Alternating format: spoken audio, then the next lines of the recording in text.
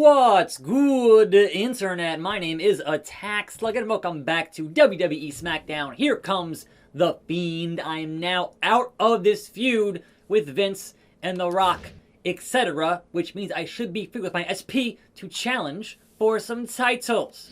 I have plenty of SP. Let's go talk to Eazy-E, Eric Bischoff, and say, hey man, the Fiend is here.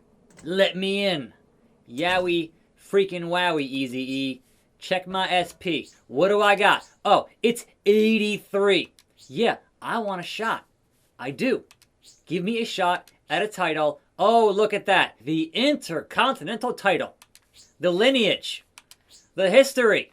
We're going to make it exciting. And there he is. Fresh out of a feud with The Fiend, The Rock is still the IC champion. Guess what? I'm going to take that belt. I'm going to find Batista, I'm going to take his belt, and Fiend will have all the gold. You thought you'd seen the last of me, Rock. Why do you have two finishers? Why do you have two finishers, Rock? This seems unfair. What is going on here? That seems super unfair. Great one. But yeah, you thought you'd seen the last. Look at that. Immediate rock bottom. How is that fair? It's not fair to Fiend. Anyhow, welcome. Yeah, I don't think so. Welcome to a fine Thursday here on the program. NXT AEW from last night to discuss here on the show today, as we usually do, and another rock bottom. That's two in a row, Rock. Immediate yellow for the Fiend, right? You've got your leg up here and into your slop shooter, but it never looked good, Rock. It never looked good. Don't lie to yourself. Your sharpshooter never looked good. Anyhow, Rock here, mad that he's fighting me again after losing at the Chamber yesterday. But let's start with NXT from last night. Leon Ruff defending that North American Championship against Gargano. And wouldn't you know it, Damian Priest interferes and causes a DQ, and still your North American Champion is Leon Ruff. So good for him on that. Enjoyed that little bit of business, and of course that will lead to a triple threat match at some point, perhaps at the next takeover. Wouldn't surprise me. Now, of course, being a triple threat, I foresee shenanigans and Leon Ruff somehow retaining because of triple threat beadness. Would not surprise me with that. But they did, as I said would happen last week, they did have a blindfold match between Loomis and Cameron Grimes, because that was that whole thing. He couldn't look at his eyes, right? But it wasn't really a match because there was obviously a lot of character work here, and then the masks came off, the blindfolds came off, and Grimes escaped after assaulting the official, and the masks and all that thing happened. So, you know, not a match per se with that. I guess that feud still continues as it is. You had Candice and Indy Hartwell taking on Catanzaro and Carter as they are building towards War Games. And guess what? Candice, team captain. Shotzi, team captain. So that's happening. Enough with the sharpshooter, Rock. Why is this all of a sudden? I handily defeated you, Rock, in the Chamber, and yet when the belt's on the line, all of a sudden the Rock is like the best in the world. Like, he is the great one. I get it. I understand that. I don't want a third rock bottom. I might not survive a third rock bottom from The Rock. Torture rack and immediate nonsense for the Fiend.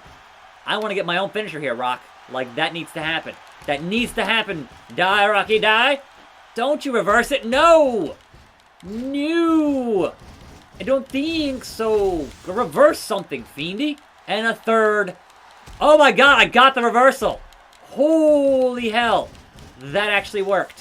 By the skin of my fiendish mask, I managed to... But there's The Rock with the clothesline. Yep. Yeah, thinking. Thanks, Rock. Thanks, Rock. Look, Fiend is trying to get to one finish here. Just one. You've had almost three. This seems super unfair to the Fiend. But, moving on. And of course, Candice and Indy win that match as they build towards that whole thing, right? But we had Arturos fighting Kushida and losing to Kushida. But I could have sworn during that whole draft, they totally drafted Arturos to Raw. Like, I didn't imagine that. That happened.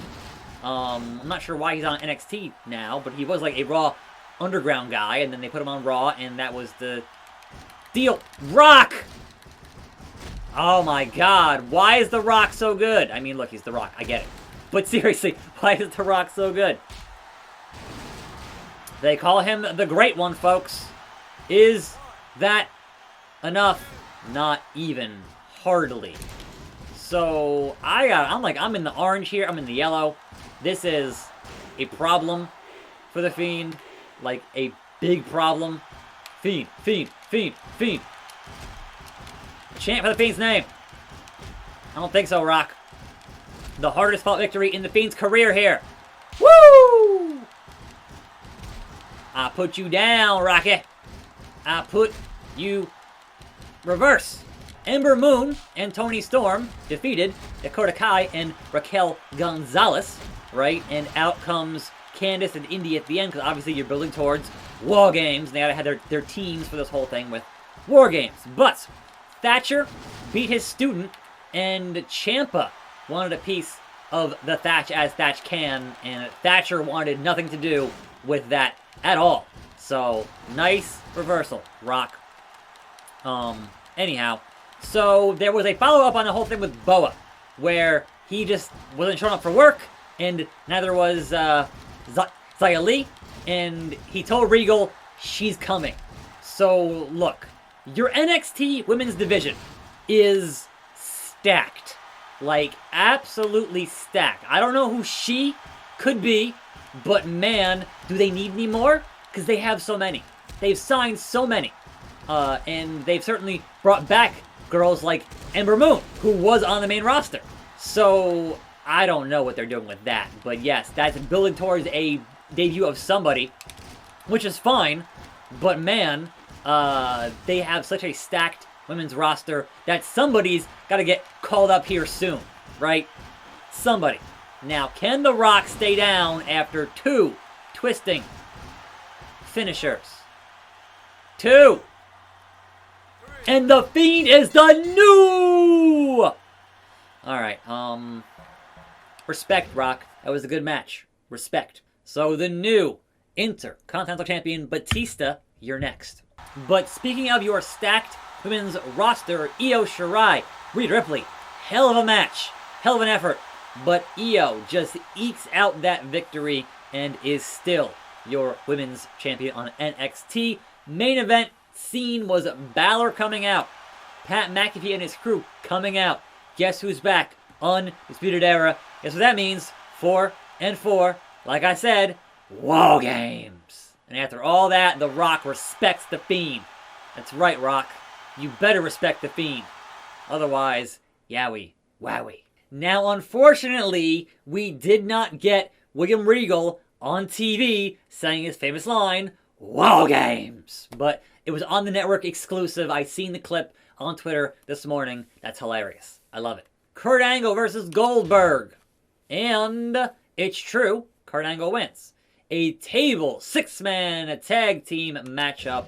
The winning team is Nash, Michaels, and Booker T. And Booker put Randy through a table. That puts me at 85. Am I booked on this show, on this card? I am not. I am the hardcore champion, I am the IC champion, and you're not going to book The Fiend? Well, anyhow, Victoria versus Jazz. And Jazz, your new champion. As soon as the faction fell apart, they start losing. What's up with that? Anyhow, The Rock versus Christian. And The Rock beats Christian and tag team Michaels and Nash. The two dudes with attitudes versus Trips and Nate. And the game pins HBK. But what does this mean for The Fiend? Anything? Bueller? Yes. The Fiend defending his hardcore belt against former faction member Kurt Angle. It's true. It's true. Let's go. But also, do I only have one belt in the entrance? I would assume I would. Yeah, alright. Fiend is still the hardcore champion, but I got the IC somewhere out here. Don't know where. Alright, let's go. Now then, Kurt Angle Will you fight as hard as The Rock fought? But also, it's a hardcore match for the hardcore belt, so I can get anything I want from the outside to take you down, Kurt. Also, how come I'm the champion, but I don't start with 2 finishers? That seems unfair. That seems like the game has it out for me. That's just super uncool. Super uncool. Anyhow, AEW last night, the Bucks beat Top Flight, and TH2 came out and had some beadness with the Bucks. I guess that's their next feud. I'm not sure what you do now with FTR, but hey, it is what it is, I suppose. Yeah, Kurt, that's a good idea, Kurt. Pop, pop, Kurt Angle. It's a hardcore match. You should know. You should know how the Fiend gets down when it's hardcore. Uh-oh. There we go. The Fiend gonna give it to you. Okay, so, the Inner Circle was in Vegas. Literally. Not green screened. They were there in Vegas, and their whole video thing was basically they filmed The Hangover, so, alright, sure. There was a cameo from Hornswoggle as the baby. Sure. Why not? It's fine. Not that worried about it. But yeah, I mean, look, it was well shot and well edited, and definitely played up on all of the current things going on with that group and that faction, and I enjoyed that part of it. But man, it was just a hangover. So, yeah, cool, but that's such a, I don't know. Do a thing that's actually original and not, hey, we saw this thing one time and it seemed cool. Like, that's always a little lame to me, I guess. I don't know. Like, relax, Kurt. It can certainly be done well, but I don't know. Kurt Angle. Do you want to face the Fiend in the ring or just walk on that table? Now, Orange Cassidy beat Kip Sabian. Miro still mad about it, so I guess the best friends and those guys are still having their beef over the arcade thing, right? The Omega contract signing that was supposed to involve Mox. First of all, there was a promo beforehand, right, where Mox just casually mentions that he has a pregnant wife at home, which obviously is Renee Young. And I'm like, just in the middle of this, casually mentions that in the promo, which was hilarious. So that's just the kind of guy that Mox happens to be. Was pretty funny. So that was pretty good stuff. Omega out there to sign the thing, right? But Moxley mysteriously attacked backstage. Who could it have been? I don't know. What? Kurt. What the hell, Kurt? What the hell? Just immediate kick out on that? Come on. You suck. You suck. Now, we had finally, after 8 long months, the in-ring return of Pac fighting The Blade. And obviously, after 8 months, Pac wins that match, right?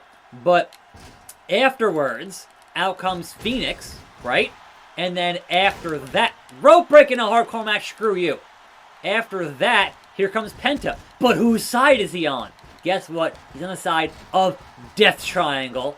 And so now, what you set up here is Rey and Penta and Pac Death Triangle versus the Butcher, the Blade, and Eddie Kingston. So there's your 3-on-3 action happening, I would imagine, at pay-per-view at some point.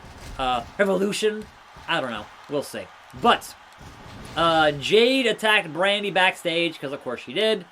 And what else here? Thunder Rosa got her shot again versus Deeb for the NWA title, right? And lost, but she lost because of Dr. Britt Baker and Rebel, right? So that to me says, has Rosa signed with AEW to be in this Britt Baker feud? That, my friends, I suppose is the question. Don't rope break me in a hardcore match. Unnecessary, Kurt. Unnecessary. And nope, that was the wrong button. Choking him out. Choking him out, right? Main event was Ricky Starks and Brian Cage. Team Taz versus the new TNT champion, Darby Allin, and the American Nightmare, Cody Rhodes, right? Nice. That was almost a burning hammer there. Almost. Did not on the neck enough, but hey. 2. Just give it to me. There it is. Finish the match. Fiend victorious. Hey, Kurt, you were on my squad for weeks.